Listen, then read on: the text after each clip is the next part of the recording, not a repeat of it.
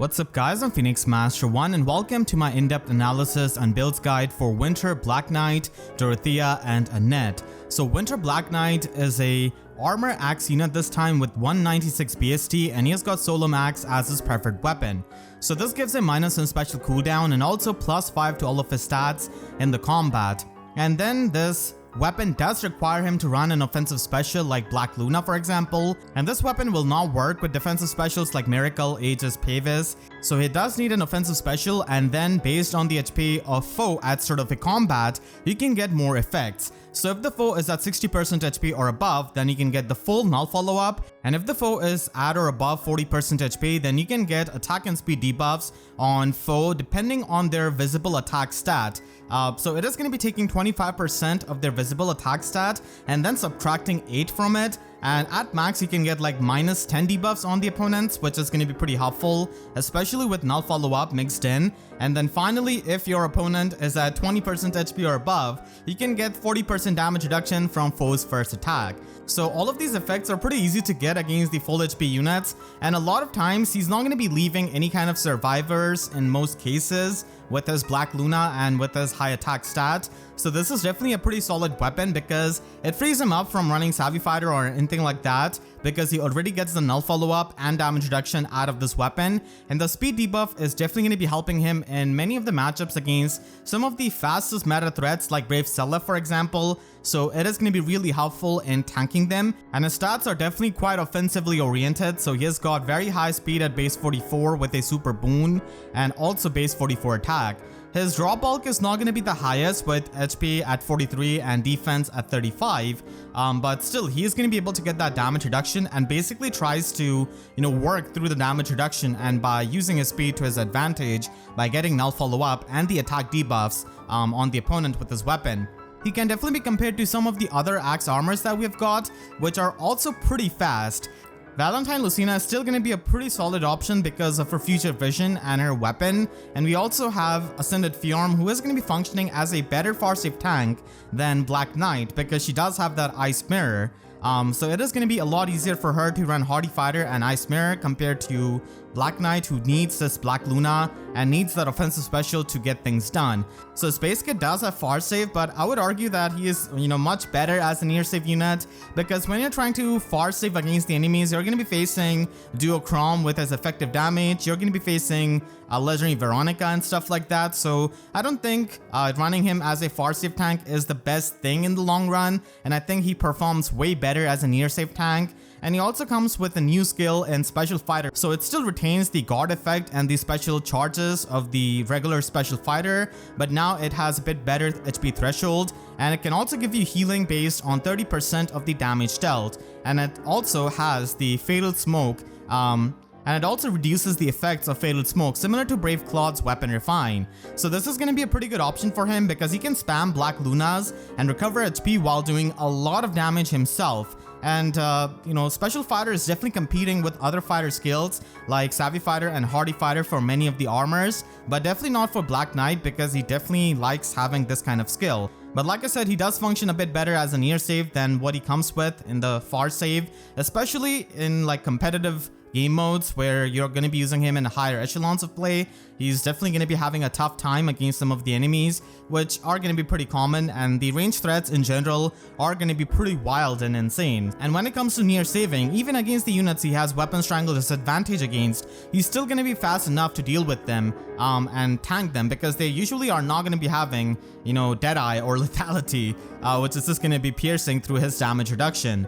If you want to use him as a fodder for Special Fighter 2, then here are some of the users of it, and you can get an idea of which kind of units would like to have this skill. So like I said, it does compete with Savvy Fighter and Hardy Fighter, but there are some armor units like Berserk, Armads, Hectors, and also Halloween Male Rima, who do like to run offensive specials to get the healing out of their weapon. So this healing is going to be getting stacked up with Special Fighter 4, so it is going to be a pretty good option there. And you can also run this on a near save Brave Hector, because when you run far save, then Hardy Fighter is going to be the better slot B skill, but as a near save unit, he can definitely function with Bonfire and Special Fighter 4.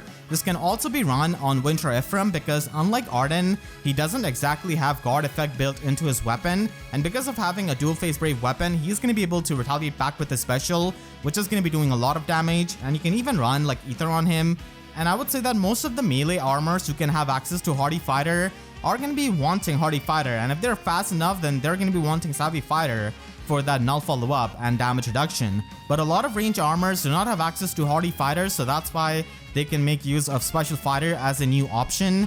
And couple of armor units like Picnic Flora and Valentine Female Robin, they do have the damage reduction from their weapon on foe's first attack. So that is really good, so that you can get the damage reduction and then fire off a special and do a ton of damage. And in the case of Flora, she can also get the follow-up negation on the enemy. But keep in mind that these units don't really have any kind of auto follow-up, so there's going to be a bit of an opportunity cost as they're going to be trading the auto follow-up from like Crafty or Slick Fighter for the special acceleration and the healing and the guard effect out of Special Fighter. You can also run this on Arcane Eclipse, Henriette, or Winter Tharja, because Arcane Eclipse does provide you with the guaranteed follow-up attack, so their opportunity cost is definitely pretty non-existent, and they can easily run Special Fighter here to get the free healing and also fire off powerful specials. For building up Winter Black Knight, you can just give him the Form Sacred Seal and also swap, and the Form Sacred Seal is going to be having good synergy with the save skill, and like I said before, he does function a bit better personally as a near save tank, so you can definitely run attack speed near trace, which is going to be helpful. We don't really have attack speed far save as of yet, so the near save does work out in that regard, and you can also give him attack speed bond 4 from Divine Codes from Shadows of Bridal Catria, so it is going to be a pretty helpful skill here. You can also run an ideal skill actually, because it is going to be having a good synergy with the healing of Special Fighter, but the Bond 4 skill does provide you with attack and speed debuff neutralization, one of the effects which he's kind of missing on his weapon, so this is going to be helpful when you get debuffed, especially with his high speed. You can also run him with attack speed unity at higher investment, and this can definitely be a build that you can run on him if you do invest with like plus and merges and you want to use him for arena, so he can score like a 205 BST unit, so definitely pretty high scoring there, but still it is going to be painful using a 1 movement armor unit in arena at the end of the day. You can also use him with Arcane Downfall if you really want to run Hardy Fighter. I would, suggest against that, because Black Luna is one of those things which makes him really unique and also iconic. So this weapon really tries to incentivize that, and if you, try and ignore that, then the weapon's effects are not going to be there. So if you really want Hardy Fighter on Black Knight, then Arcane Downfall is the better weapon, because then you can at least like get special acceleration and the healing, which are going to be missing out as you don't really run Special Fighter 4. So Hardy Fighter with defensive specials like Aegis and Pavis could be run with Arcane Downfall, and I've already come across a couple of Black Knights who do run this kind of Hardy Fighter build.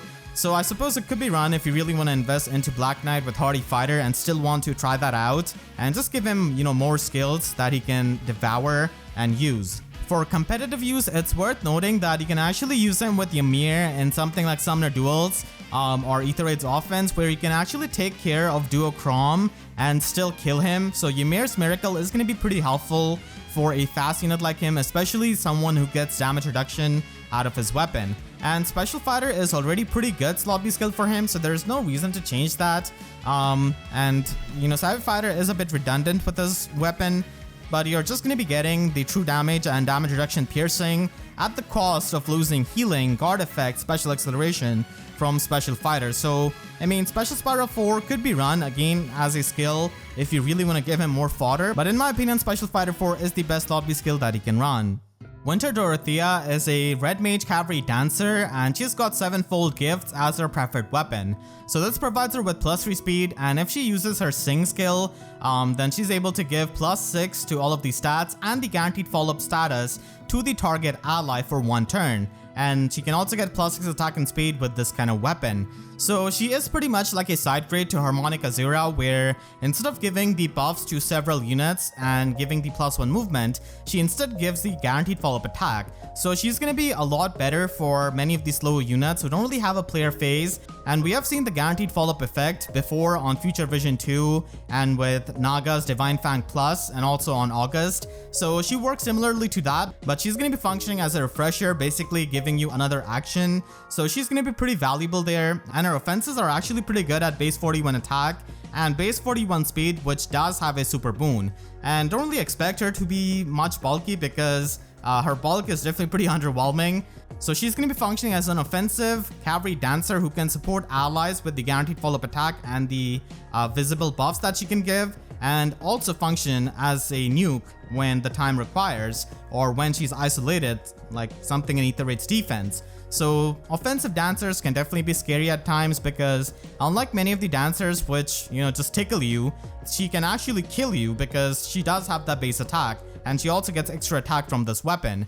So if you want to run Dorothea on a budget, then you can give her life and death. Her HP threshold is present for the offenses that she can get out of the weapon, so I wouldn't really recommend Fury because she is going to be taking the chip damage, and as it is, her bulk is not very high, so life and death at least allows you to soak up some of the chill skills for your teammates, and you can also run drive speed as her secret seal, and Glimmer is something that you can run on mages with high attack. And you can also run her with attack speed catch 4, which is going to be the best offensive skill that you can run in the slot A. And you can also run her with Blade Session. She already comes with the Fortray skill, so that's pretty perfect. And you can also use her with Susparo 3 because she is mainly going to be functioning in the player phase, either using her Sing or actually attacking the opponent. So you can get by with Susparo, but attack speed catch 4 is going to be nice with Embla because you can actually get the penalty on the foes and get more offenses. So you can just run Wings of Mercy so that you can teleport, as stray skills are not the most useful for Aether Raids defense. So in the case where she's isolated, she can basically function as a nuke, and that is the role of offensive dancers, which can work as a refresher but also hit really hard.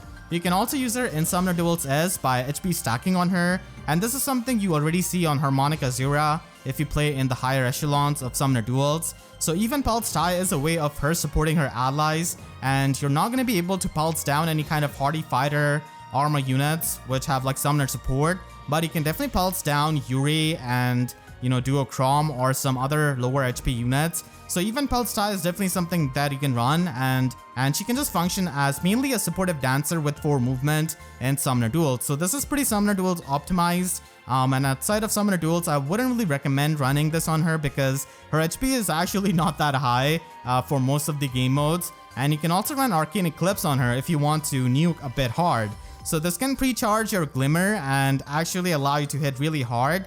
And you can still maintain the Sing skill. It's just that you're not going to be having much of a support with this weapon for your allies. So if you want to use Dorothea a bit more offensively, then this is definitely an option. And then finally, she could also be used in Arena, but because she has the vanilla dance, she's not really going to be scoring too much. The final unit of this banner is going to be Winter Annette, who's actually the 4-star focus, and it's a lot easier to plus and merge her if you really like her. And she's going to be functioning as a bulky, colorless armor archer, and she is going to be having Peppy Bow Plus as the inheritable weapon. So this weapon does give you -5 attack and defense debuff on the foe during the combat, and also has the follow-up negation for both phases. So it's basically like a better impact bow, and it's not just restricted to the player phase. And this is actually pretty good defensively because a lot of the armor units are just going to be running far save in their slot C, so they're not going to be running attack smoke 4 to get the follow-up negation. So having this effect in this inheritable weapon is definitely pretty nice. And then she also has attack res ideal 3 at 4-star and Crafty Fighter 3 at 5 stars, so definitely pretty good fodder. As for the stats, she is basically like a more easily available Valentine Faye who is not 5-star logged. So Annette ends up having same attack as Faye, but keep in mind that she does have a super boon, and Faye ends up having more HP and speed, while Annette has got better defense, and they are pretty much both, better than Halloween Jacob, who is the first of this kind of armor unit who's bulky range armor that we got in the first year. So unfortunately, he's going to be getting dunked by Valentine Faye and now also Winter Annette. Overall, Winter Annette can be a pretty nice merge project if you want to build her up and have a bulky range armor, but they do have their limitations as they cannot have access to Hardy Fighter and really tank a lot of the hard-hitting pre-charge specials. So that is always going to be the shortcoming of them, but Winter Annette does have pretty good solid bulk. And once we get Arcane Bow, I think Winter Annette is going to be a lot better, especially if it does give her the guaranteed follow-up attack. And I think that at this point, after getting Ninja Heath and Kiragi and also Winter Annette, I think we're probably in for an Arcane Bow very soon. If you want to fodder off for Peppy Bow, then the slow units are definitely going to be the good options which can make use of the follow-up negation. So Ninja Heath could be run with Quick Repose 4 so that he can get that damage reduction. And you can also run this on Plagian Raphael, who is another range armor tank. and this can also be run on a bow cavalier like Henry, who's a lot more defensively oriented. If you want to run a budget build for Annette, then you can simply give her attack defense form and have ward armor or attack smoke 3 or any kind of flexible slot C skill. She already comes with a pretty nice slot A and slot B skill for a budget, and you can just refine her weapon for more defenses. You can also run her with attack defense bond 4, which has been available in the free limited ephemera manuals on Dancer Quan. So it's going to be a pretty nice skill to give to her, and it's not really going to be taking any kind of like orbs to get or divine codes like normal 3. So it has been available for free, and if you still have your Quan, so this is something that you could do at high investment, and you can just run her with far save because she is a range armor. And I wouldn't really, recommend to run her as a near save, even though she does have the option of running close reversal. I think she's still much better running a slot A skill that can give her a different defensive effect. And you can also run her with Winter Felix's Reindeer Bow, which does give you the guard effect in both phases. Mainly we need it for the enemy phase, so this can free up the slot B skill from Crafty Fighter, and we can run Slick Fighter. And you can also get Distant Defense 4 and Far Save from Valentine Henriette at the same time.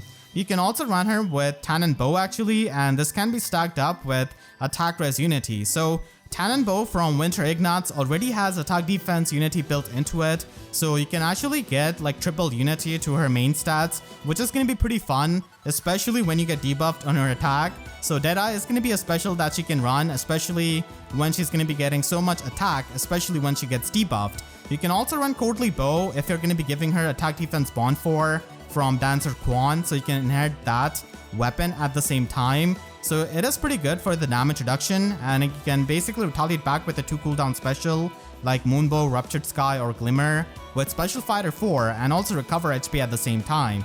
You're not going to be having any kind of auto follow up, but basically you're going to be able to have some pretty good sustain with the healing and also the damage reduction. And then you can also run her with Wyvern Yumi with a Glacies build. So this is a dual phase Brave weapon, and in the enemy phase she's going to be able to trigger Glacies on her Brave hit to hit extremely hard with her resistance. Finally, she could be used in Arena because she is a 190 BST scoring unit, and as someone who has used Winter Felix a lot in tier 21 Arena, it is definitely going to be painful using an armor unit, but at least she does have more bulk than Winter Felix, so it is going to be pretty nice to just survive the attacks, because Winter Felix gets outsped pretty easily in like Arena, where we have these crazy fast threats. Running Felix's Reindeer Bow is going to be perfect for Arena to get the guard effect, and Distant Defense 4 is also going to be helping you because most units there are going to be having rally and visible buffs, so ignoring that is definitely going to be pretty helpful for the longevity. Make sure to share this video with your fellow summoners if they're trying to summon on this banner or spark on it, and I definitely went over a lot of the options that you can run on these units or even use them as a fodder. And if you did enjoy, then please be sure to leave a like and a comment, helps me tremendously. And if you really enjoyed, you could always support me directly by using Super Thanks or by becoming a YouTube member down below as well. And for more FEH videos, make sure to subscribe and hit the notification bell, because YouTube sub boxes are about as functional as Winter Black Knight's weapon with a defensive special. So with that said, I'll see you guys next time. Thank you so much for watching and have a great day.